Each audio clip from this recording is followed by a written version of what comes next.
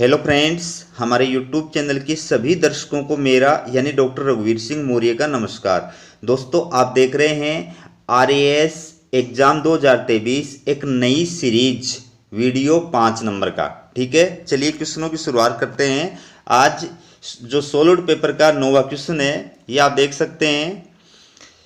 उस क्रांतिकारी महिला का नाम बताइए जिसने बिजोलिया किसान आंदोलन में भाग लिया और उसे गिरफ्तार किया गया तथा 1930 के सत्याग्रह और 1932 के सविनय अवज्ञा आंदोलन में भाग लिया और जेल गई। तो इसका जो सही उत्तर होगा वो 1 नंबर का होगा। दोस्तों, बिजोलिया किसान आंदोलन बहुत महत्वपूर्ण टॉपिक है। इस टॉपिक पर मैंने पूरा वीडियो अपलोड कर रखा है, आप जाकर देखिए। 3 गाइड और बुक्स सामने रख करके मैंने इसके ऊपर वीडियो बनाया है। आपको इस वीडियो के अंदर जो मैटर मिलेगा वो और कहीं नहीं मिलेगा, ये मेरा विश्वास कीजिए। आप एक बार आप जाकर के जरूर चेक कीजिए। ठीक है, तो अब इसको विस्तार के साथ में देखते हैं रमा देवी के बारे में। रमा देवी गांधीवादी विचारधारा के नेता लादूराम जोशी की पत्नी थी। ठीक है, विवाह के बाद इन्होंने खादी पहनना प्रारंभ कर दिया तथा नौकरी छोड़कर पति के साथ राजस्थान सेवा संघ का कार्य करने लगी थी। तो ये किन की पत्नी थी? लादूराम जोशी। ठीक है, जो गांधीवादी विचारधारा के नेता थे। और ये सरकारी नौकरी से त्यागपत्र देकर के फिर अपने पति के साथ में और इन राजनीतिक गतिविधियों में भाग लेना इन्होंने प्रारंभ किया था। और ये राजस्थान सेवा संघ के अधीन जो है इन राजनीतिक गतिविधियों में भाग ले रही थी। और राजस्थान सेवा संघ क्या है, इसके बारे में विस्तार से अच्छी तरह पढ़िए आप। बहुत इंपॉर्टेंट टॉपिक है, मैंने इस पे वीडियो भी अपलोड कर रखा है, आप देखना एक बार जा करके। फिर देखिए, बिजोलिया किसान आंदोलन के समय यह 1931 में बिजोलिया गई थी, जहां उन्हें गिरफ्तार कर लिया गया था और इनका खूब अपमान और पिटाई की गई थी तथा इन्हें बिजोलिया छोड़कर चले जाने के लिए कहा गया था। किंतु उनका जवाब था, जब तक किसानों पर अत्याचार बंद नहीं होंगे वे यहां आती रहेंगी। अब एग्जाम में नए तरीके से क्वेश्चन आ सकता है, जब तक किसानों पर अत्याचार बंद नहीं होंगे वे यहां आती रहेंगी। बिजोलिया किसान आंदोलन के दौरान किस जो है महिला नेता के द्वारा ऐसा कहा गया था? तो उत्तर क्या होगा? रमा देवी। अगला डिटेल है, 1930 और 1932 में सत्याग्रह एवं सविनय अवज्ञा आंदोलन में भी इन्होंने भाग लिया था और जेल भी गई थी। तो ये थी रमा देवी के बारे में विस्तृत जानकारी। इसके बाद में अगला जो क्वेश्चन है वो आप देख सकते हैं, सूची वाला है। पहली जो सूची है इसके अंदर जैन धर्म के तीर्थकरों के नाम दिए हुए हैं और दूसरी जो सूची है वो उनके संज्ञान यानी उनके प्रतीक चिन्ह के बारे में बताया गया है। तो इसका जो सही उत्तर होगा वो 4 नंबर का होगा। ये आपको मैं बता देता हूं, इसका सही उत्तर है वो 4 नंबर का होगा। यानी पहला में 3 का है और दूसरा में पहला है। पहला में 3 का, यानी पार्श्वनाथ जो थे इनका प्रतीक चिन्ह जो है वो सर्प है और आदिनाथ जो थे इनका प्रतीक चिन्ह वृषभ है।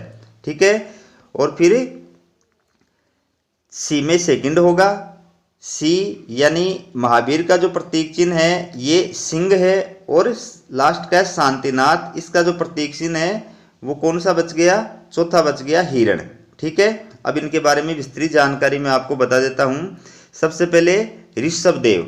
ठीक है, तो ऋषभ देव को आदिनाथ भी कहा जाता है, या एक ही है दोनों। ठीक है, तो जैन परंपरा के अनुसार जैन धर्म में 24 तीर्थकर हुए थे। जैन धर्म के प्रथम तीर्थकर एवं संस्थापक ऋषभ देव थे। ठीक है, याद रखना अच्छी तरह। टोटल जो तीर्थकर हुए थे वो 24 हुए थे और प्रथम जो तीर्थकर थे और संस्थापक जो थे वो थे ऋषभ देव या आदिनाथ।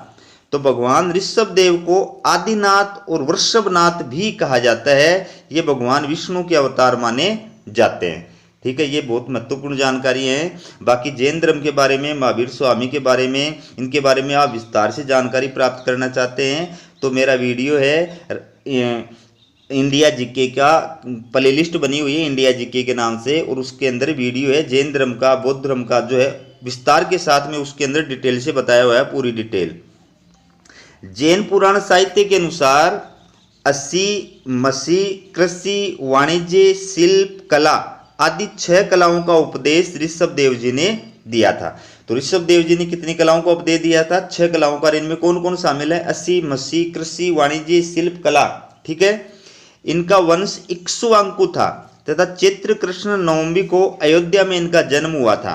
ये वही इक्ष्वाकु वंश है जिसके अंदर राजा दशरथ राजा राम हुए थे, वही है, उन्हीं की पीढ़ी के अंदर हैं, उन्हीं के मतलब पूर्वज हैं ये, ठीक है ना।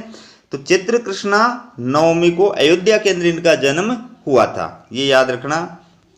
इनके जीवन के साथ जुड़ी हुई 5 घटनाओं को पंच कल्याणक के नाम से जाना जाता है। ये पंच कल्याणक जैन जितने भी तीर्थकर हुए हैं उनके सबके साथ में पंच कल्याणक की घटनाएं जुड़ी हुई हैं।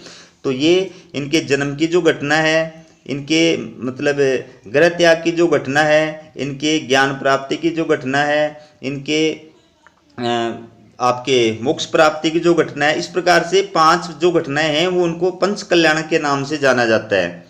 कैलाश पर्वत पर माघ कृष्ण चतुर्दशी को इन्हें मोक्ष प्राप्ति हुई थी, ठीक है। कैलाश पर्वत पर इनको मोक्ष प्राप्त कहाँ हुई थी? कैलाश पर्वत पर। कब हुई थी? माघ कृष्ण चतुर्थी, ठीक है। फिर इसके बाद देखिए पार्श्वनाथ। तो पार्श्वनाथ जैन धर्म के 23वें तीर्थकर थे। कितने? 23वें। भगवान पार्श्वनाथ 30 वर्ष की आयु में ही गृह त्याग कर सन्यासी हो गए थे तथा 83 दिन तक कठोर तपस्या करने के बाद 84वें दिन श्रावण शुक्ल सप्तमी के दिन वाराणसी के समेध पर्वत पर उन्हें केवल्य ज्ञान की प्राप्ति हुई थी। बहुत इंपॉर्टेंट जानकारी है दोस्तों, अच्छी तरह याद रखना। ये जो पार्श्वनाथ हैं ये जैन धर्म के 23वें तीर्थकर माने जाते हैं और इन्होंने गृह त्याग जो है किस वर्ष की आयु में किया था? 30 वर्ष की आयु में गृह त्याग किया था और सन्यासी हो गए थे। कितने दिन तक कठोर तपस्या की थी? 83 दिन तक इन्होंने कठोर तपस्या की थी। और कौन से दिन इनको केवल्य ज्ञान की प्राप्ति हुई थी? 84वें दिन। तिथि क्या थी?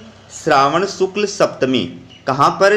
वाराणसी के अंदर समेध पर्वत शिखर जो है, समेध पर्वत शिखर पिछले दिनों काफी चर्चा में रहा था, इसलिए याद रखना। समेध पर्वत शिखर जो है ये पार्श्वनाथ से जुड़ा हुआ है। पार्श्वनाथ को यहीं पर केवल्य ज्ञान की प्राप्ति हुई थी, ठीक है।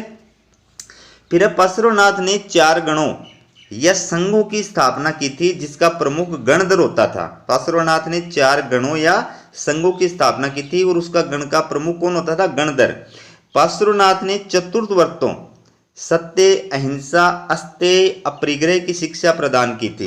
ये 4 जो शिक्षा है इनको चतुर्वर्त कहा जाता है, ठीक है। और ये पार्श्वनाथ ने दी थी सत्य, अहिंसा, अस्तेय, अपरिग्रह। बाकी महावीर स्वामी ने फिर इसमें 5वीं शिक्षा जोड़ करके इनको पंच महावर्त के नाम से संबोधित किया था, ठीक है। पार्श्वनाथ के प्रमुख चिन्ह सर्प, चैत्य वृक्ष, धव, यक्ष मातंग, यक्षिणी, कुष्मांडी आदि हैं। तो ये पार्श्वनाथ के प्रमुख चिन्ह हैं, ठीक है। इसके बाद देखिए शांतिनाथ, ये भी जैन धर्म के तीर्थकर थे। कौन से थे? देखिए शांतिनाथ जैन धर्म के 16वें तीर्थकर माने जाते हैं। कौन से नंबर के? 16वें नंबर के तीर्थकर माने जाते हैं। इनका प्रतीक चिन्ह हिरण है तथा प्रतीक वृक्ष नंदी है। तो प्रतीक चिन्ह क्या है? हिरण। और प्रतीक वृक्ष कौन सा है? नंदी, ठीक है। इन्होंने 4 तीर्थ साधु, साध्वी, श्रावक, श्राविका की स्थापना की थी। याद रखना, बहुत इंपॉर्टेंट जानकारी आपको दे रहा हूं। और ये जैन धर्म से जुड़ी महत्वपूर्ण बात है। जैन धर्म के अंदर तीर्थकर का मतलब क्या होता है? जिसने मोक्ष प्राप्त कर लिया हो, ठीक है। अरहत का मतलब क्या होता है? जो निर्वाण प्राप्ति की ओर अग्रसर हो। आचार्य का मतलब क्या होता है? जो जैन भिक्षु समूह का प्रमुख हो। उपाध्याय का मतलब जैन शिक्षक और साधु का मतलब सभी जैन भिक्षु। तो ये उपाधि है अलग अलग जैन धर्म के अंदर। तो ये था दोस्तों हमारा वीडियो आज का। इसी श्रृंखला के अंदर डेली आपके लिए मैं 10 बजे जो है और वीडियो लेकर के आता हूँ। वीडियो को लाइक करें, चैनल को सब्सक्राइब करें, ठीक है। हमारा वीडियो देखने के लिए आप सभी दोस्तों का बहुत बहुत धन्यवाद।